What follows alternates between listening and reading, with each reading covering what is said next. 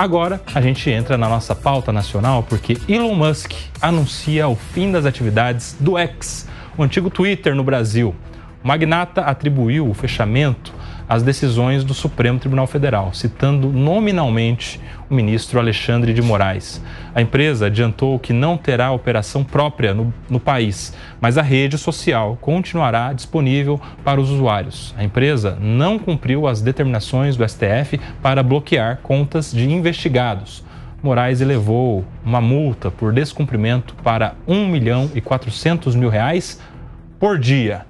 Tá aí Elon Musk anunciando o fim da operação do Twitter no Brasil, Acácio Miranda. É uma briga, uma discussão que não é de hoje, né? A gente já tem essa questão há algum tempo.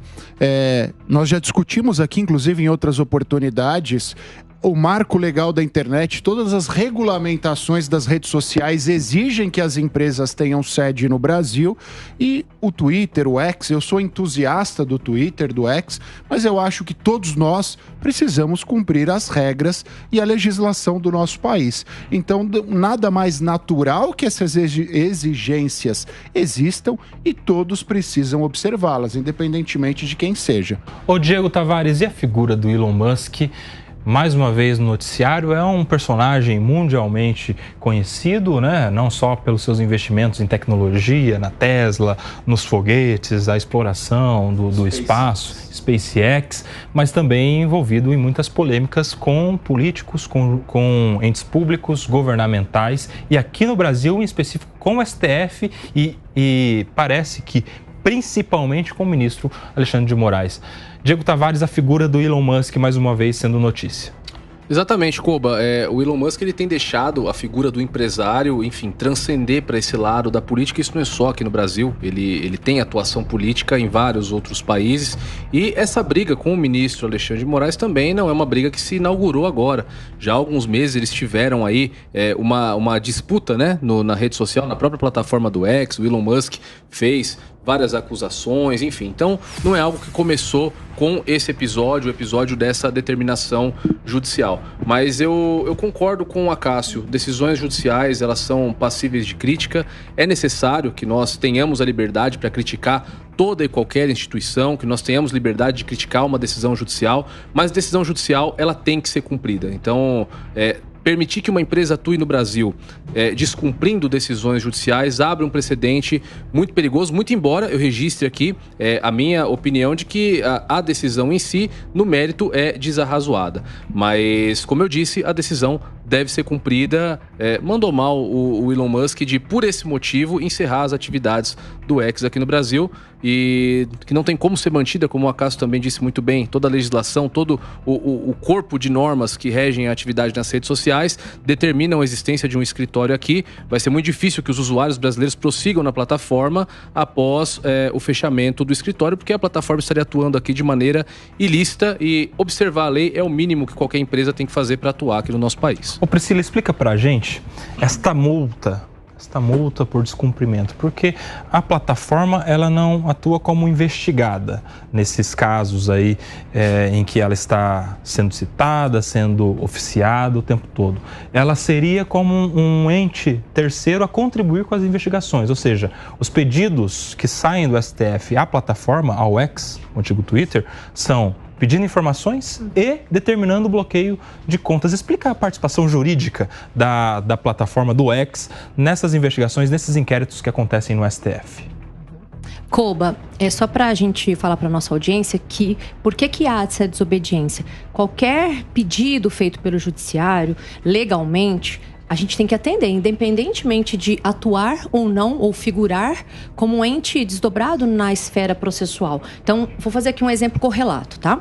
Imaginemos que um juiz faça um pedido para alguém do hospital. Ele não está diretamente ligado à causa, mas a informação que deve ser prestada interessa para o deslinde do feito, razão pela qual o ministro teria pedido essas informações que a gente sabe que não foram dadas. Como elas não foram cumpridas, a gente tem na nossa legislação o crime, né, que todos aí, a maioria das pessoas conhece, mas é bom a gente ratificar, que é o crime de desobediência. O crime de desobediência é desobedecer a ordem legal. Não estou dizendo se a ordem dele, assim, o Diego falou da decisão, né? Eu não sei, eu acho que decisão judicial a gente combate em vias recursais, não é? Agora, o que é importante a gente dizer é que, muito embora ele não seja do polo, a gente é obrigado, se a gente sabe, se a gente conhece a informação, a plataforma é o meio pela qual essas informações que são necessárias, segundo o ministro, não é? É lá que acontecem essas informações. Agora, só fazendo aqui um adendo, não é?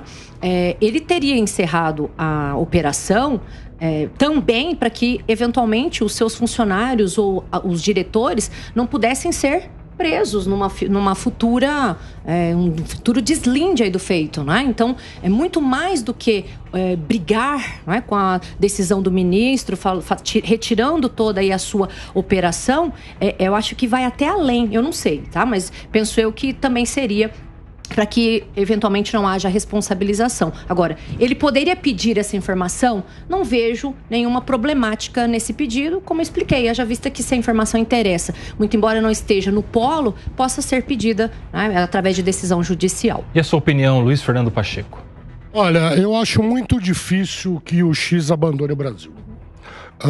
Na verdade, o Elon Musk, que é, vamos dizer, um empresário polêmico, que tem táticas e maneiras de agir não tão ortodoxas, me parece que ele está buscando a se furtar a legislação brasileira, mas não vai deixar de operar no Brasil. Não vai perder essa clientela milionária que ele tem aqui. São milhões de brasileiros que utilizam a plataforma. Então ele vai tirar a plataforma daqui fisicamente, mas continuar operando no exterior, o que é uma grande burla e um desrespeito à soberania nacional. Vamos ver o final dessa história. E você, Diogo Daluz, você é usuário do X, do Twitter? Você tem conta lá, é ativo? Você está preocupado em perder uma rede social para atuar? Qual o impacto de uma saída do X aqui do Brasil? Sou usuário frequente, sim, e pretendo continuar usando e espero muito ter o máximo de concorrência possível entre as redes e que ele fique. Mas até agora está muito cedo para fazer o comentário, porque a declaração do Elon Musk é bastante vaga. Vai deixar o país e já disse que vai continuar com o Twitter operando aqui, então não vai deixar exatamente. Talvez vá deixar na parte comercial, talvez ele deixe de vender anúncios aqui, não sabemos. Então eu não tenho como comentar enquanto eu não tiver uma certeza clara do que ele quer dizer com vou deixar, mas vou continuar operando no Brasil. Isso é interessante, né? Porque eu queria entender de vocês o seguinte: vamos supor que Elon Musk feche o escritório, encerre o CNPJ da firma no Brasil. Como é que um anunciante vai anunciar no Twitter? Tem que fazer uma transação internacional? Tem que ser em dólar? Tem possibilidade dessa plataforma continuar operando e vendendo no Brasil? E assim, não vai ter ninguém aqui, funcionário, operando o Twitter? Vai ser tudo comandado lá do exterior? Eu quero entender, na prática, essa ideia. Koba, em termos práticos, é muito fácil. O usuário fará um cadastro com o endereço de fora e o anunciante fará um contrato e uma transação com o endereço de fora. Mas no final das contas, o algoritmo levará em consideração o público que está georreferenciado no Brasil. Em termos práticos, é uma fraude, não deixa de ser uma fraude. Por mais que ele tenha dito que tirará o X do país, o X continuará operando no país, seguindo essa estratégia, seguindo essa estrutura. E é importante nós frisarmos, essa discussão se dá exclusivamente em relação ao Twitter. A Meta, que é detentora de quase todas as outras redes sociais, tem escritório de representação no Brasil. Todas as reuniões que foram feitas com os entes públicos brasileiros, a Meta encaminha um representante, se coloca à disposição. Então essa virou uma questão muito mais relacionada à personalidade ou uma opinião do Elon Musk do que aspectos empresariais propriamente. Mas eu quero entender também outra coisa, e o impacto disso na economia. Porque a gente sabe que tem muita gente hoje, Priscila, que trabalha pela rede social, né? É mais comum que isso aconteça no Instagram, no próprio Facebook, alguns no próprio TikTok. Mas tem gente também que depende do Twitter profissionalmente, né? É mais incomum em relação às outras redes. Mas não deixa também de ser aí uma plataforma de trabalho. E aí a gente está vendo a plataforma indo embora. E o pior, Koba, que eu acho que quando a gente assina os termos... dentro desses termos, eu não sei se alguém já leu, já Ninguém lê isso. Pois aí, não. Ninguém, todo mundo só clica. Pois é, pelo menos eu sei que a outra rede social, que é Instagram, já faz isso, que ele pode, inclusive, abolir a nossa conta sem uma notificação, inclusive prévia. Tá? Então, claro que traz prejuízo. Tem pessoas que trabalham com isso, tem gente que gosta do Twitter por ser mais direto, por não ter fotografia, vai ter prejuízo, só que precisa ver os termos desse fornecimento desse serviço. Sim. E aqui, Koba, eu só quero fazer um adendo, que eu acho que é necessário, porque eu falei há pouco sobre a questão do descumprimento, só para os nossos ouvintes entenderem o seguinte, eu não estou dizendo que houve uma ordem legal ou ilegal do ministro. O que eu disse foi, se é uma ordem legal, essa ordem deve ser cumprida. Só para uma ordem judicial. Isso, é só para deixar claro, porque às vezes o ouvinte está falando assim, ela está falando que a ordem é legal. Deixa eu só deixar bem explicadinho para não ter dúvida. Ordem legal com a qual você pode concordar ou discordar. Isso. E ao discordar, recorrer. Isso. Nós temos um eu sistema só quero jurídico. esclarecer para a nossa audiência que se a ordem é legal, não estou dizendo que é ou não é, eu não tenho acesso aos autos, tá certo? Então, se a ordem é legal, a pessoa tem que cumprir, porque há um crime no nosso ordenamento, que assim fala. Só para deixar, porque, né? Muito bom. Esclarecido, professora Priscila Silveira. Fala, Diogo. Mas quanto a ele sair, algumas pessoas terem prejuízo, isso faz parte do mercado, porque é a mesma coisa que um fornecedor de leite, de café, de açúcar, seja do que for, de supermercado, de repente o supermercado fala, olha, eu vou fechar minhas portas. É pleno direito do supermercado fechar suas portas, mesmo que ele tenha 100 lojas. E no caso do Twitter, se ele vier a fechar, ele tem esse direito. Mas eu insisto, para mim, pelo que eu entendi até agora, não tem nenhum sinal claro de que vai fechar as portas. Mas tem um detalhe. Muito pelo contrário. Tem um detalhe aí, porque um supermercado, uma rede, qualquer outra empresa pode fechar as portas e ir embora em razão da baixa produtividade, em razão de um eventual prejuízo. Mas o Twitter, o X, está saindo em razão de uma suposta, alegada perseguição, de uma alegada de um alegado abuso. Express, cartão América Express, que tem no mundo inteiro, que estava aqui no Brasil, ele saiu do Brasil nos anos 90, 2000, se não me engano, porque ele falou, eu não quero ficar num país que tenha essas legislações trabalhistas. Esse país não vou ficar de jeito nenhum, porque não compensa para mim. Ele tinha o direito de fazer isso, ele deixou claro que ele estava saindo em contraposição ao regramento brasileiro. E depois voltou. É o que poderia... Não exatamente. Ué, eu tenho o cartão American Express. O cartão é representado, mas a American Express não está aqui. Que o Pacheco não tem muito crédito lá, não. Não tem limite, né, Pacheco? Eu quero saber o seguinte, isso aí é o que ia acontecer com o Uber, por exemplo, caso a regulamentação tal como foi proposta passasse, né, as ameaças que a plataforma fez. Seria isso, Diego? Exatamente a mesma coisa, Koba. E só o que eu quero chamar a atenção é aquilo que para quem está lá fora assistindo o que está acontecendo, uma possível saída do X do Brasil, não importa muito, importa o fato em si. Quando os investidores estrangeiros, independentemente, novamente, do mérito, da mesma forma que consignou aqui a Priscila, independentemente do que está acontecendo, o recado que vai ser dado lá fora é uma rede social deixando o país. Eu acho que isso é muito negativo para a imagem do Brasil, então não sei de que forma poderia acontecer uma composição aí entre o STF, de repente chamar para a mesa, porque são dois grandes entes envolvidos em um problema muito sério. Então, isso não seria bom, acho que para ninguém, nem para o STF, nem para a plataforma. O Elon Musk não tem moral nenhuma, Diego Tavares. Esse Elon Musk, você vai me desculpar, mas ele é um sujeito, todo mundo sabe quem é. Esse cara é um mau empresário. Justamente por todo mundo mau empresário. Quem ele O cara é bilionário.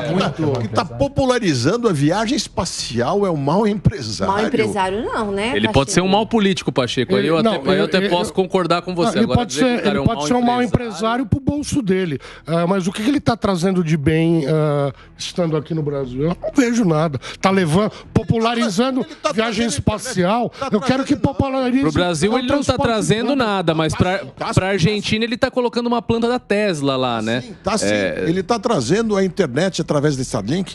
Tem internet isso também. É mesmo. Bom preço. Bem lembrado. Para qualquer lugar do planeta. Só vejo ele metido em Amazônia, controvérsia. Tem muitos rincões no estado de São Paulo, Paulo, que é o estado mais rico do Brasil e mais tecnológico, tem muitos rincões onde não chega internet, a não ser uma Starlink ou por sistemas de rádio que são complexos e extremamente instáveis. Me conta onde é que é para lá que eu vou. Eu quero saber o seguinte, dá para separar aqui o empresário, o cara da Tesla, o cara da Starlink, com o homem com repercussões públicas, com as relações controvertidas com o Poder Judiciário, com o Poder Executivo mundo afora? O Diego lembrou bem um fato aqui, de que ele está ganhando uma planta lá, inclusive com incentivo, hein? O liberal Milei está dando incentivo pro Elon Musk colocar uma planta lá na Argentina. E aí? A gente vive um momento tão maluco que as pessoas não conseguem separar. A polarização, o fanatismo faz com que as pessoas não separem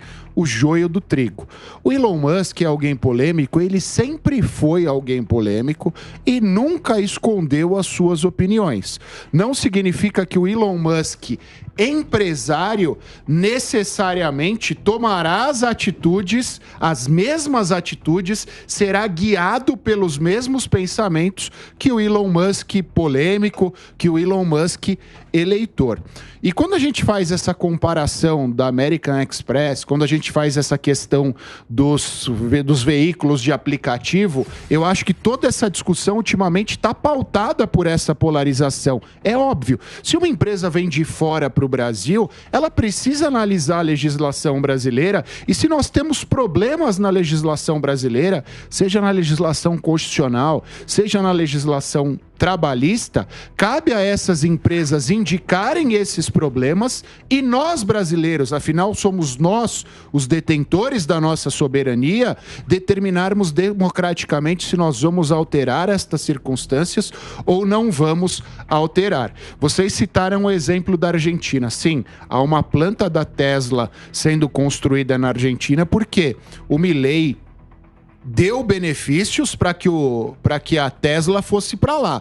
Então não significa que a Argentina é o melhor lugar do mundo para que ele leve a Tesla. Significa que, sob o prisma empresarial, ele terá benefícios que tornam atrativa a construção de uma planta da Tesla lá na Argentina. Durante muitos anos, essa planta esteve na China.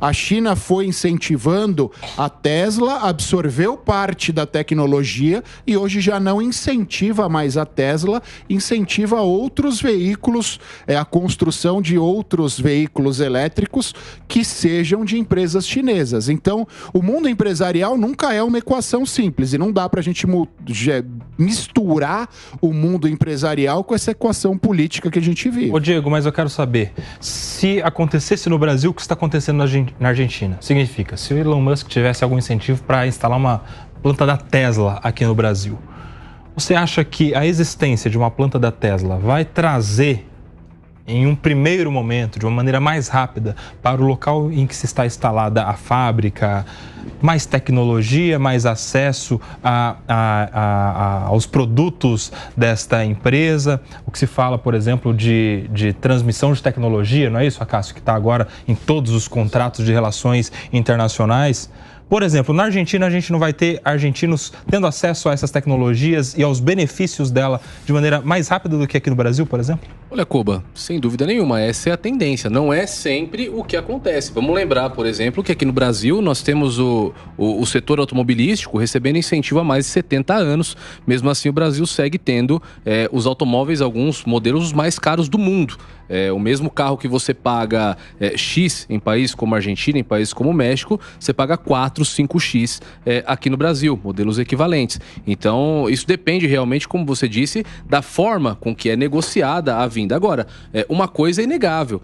A vinda de uma planta do porte da Tesla para a Argentina, no mínimo, vai movimentar a arrecadação, vai movimentar o mercado de trabalho argentino, e uma economia fragilizada, como é o caso da Argentina, precisa justamente disso. Precisa trazer investimento externo, precisa que dólares sejam repatriados no país. E claro, isso é bem-vindo em qualquer lugar do mundo. Eu adoraria que o Brasil recebesse também uma planta da Tesla, porque incentivo nós já damos. Nós já estamos aqui dando incentivo para o setor automobilístico há 70 anos, como eu disse. não seria diferente a respeito de novas marcas que viessem para cá. Agora, o fato é que o Brasil navega no rumo contrário. O Brasil cria um ambiente tóxico para negócios, tóxico para investimentos externos. A gente está falando aqui da Tesla, que tem como seu produto os carros elétricos. Aqui no Brasil, na reforma tributária, se enquadraram os carros elétricos no imposto seletivo, no imposto do pecado, como um produto que traz mal ao meio ambiente, que traz malefícios ao meio ambiente.